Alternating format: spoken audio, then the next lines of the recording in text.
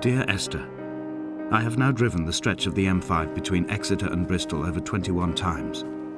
But although I have all the reports and all the witnesses and have cross-referenced them within a millimetre using my Ordnance Survey maps, I simply cannot find the location.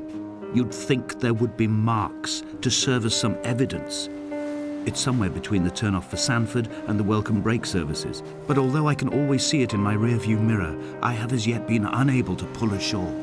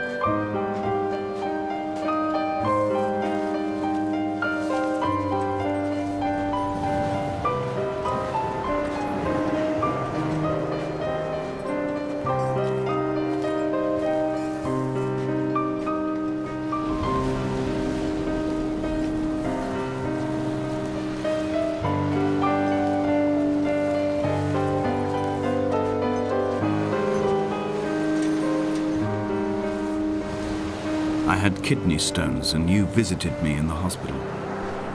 After the operation, when I was still half submerged in anesthetic, your outline and your speech both blurred. Now my stones have grown into an island and made their escape, and you have been rendered opaque by the car of a drunk.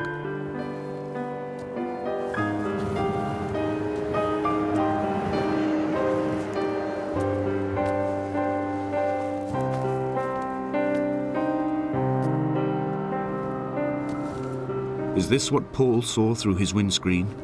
Not Lot's wife looking over her shoulder, but a scar in the hillside, falling away to black forever.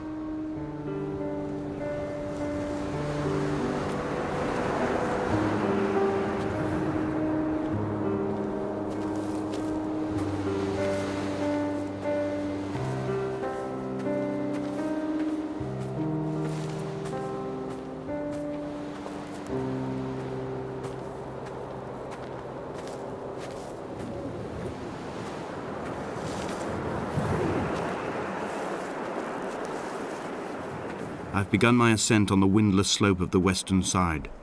The setting sun was an inflamed eye squeezing shut against the light shone in by the doctors. My neck is aching through constantly craning my head up to track the light of the aerial. I must look downwards, follow the path under the island to a new beginning.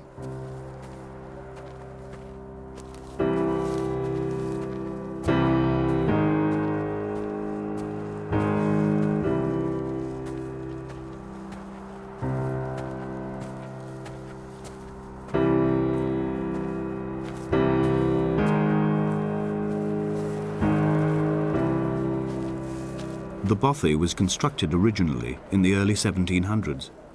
By then, shepherding had formalized into a career. The first habitual shepherd was a man called Jakobsen, from a lineage of migratory Scandinavians. He was not considered a man of breeding by the mainlanders.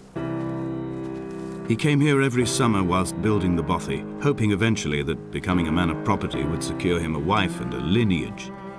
Donnelly records that it did not work. He caught some disease from his malcontented goats and died 2 years after completing it. There was no one to carve white lines into the cliff for him either.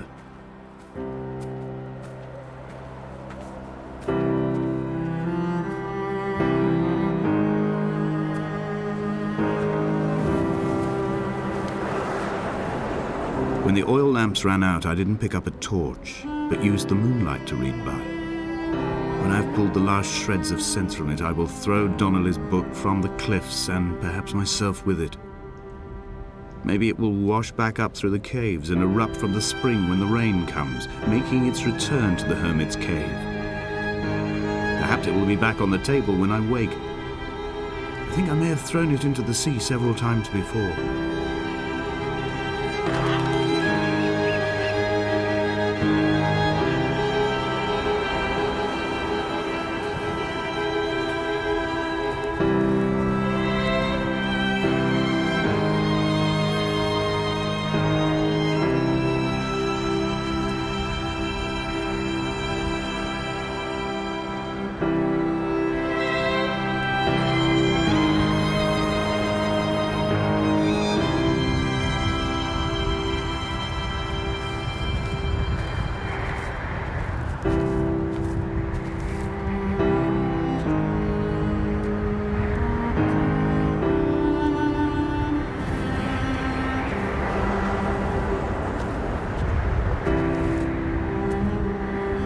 left his body to the medical school and was duly opened out for a crowd of students 21 days after his passing.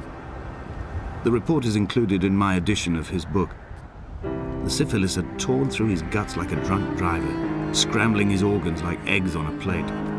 But enough definition remained for a cursory examination, and, as I suspected, they found clear evidence of kidney stones.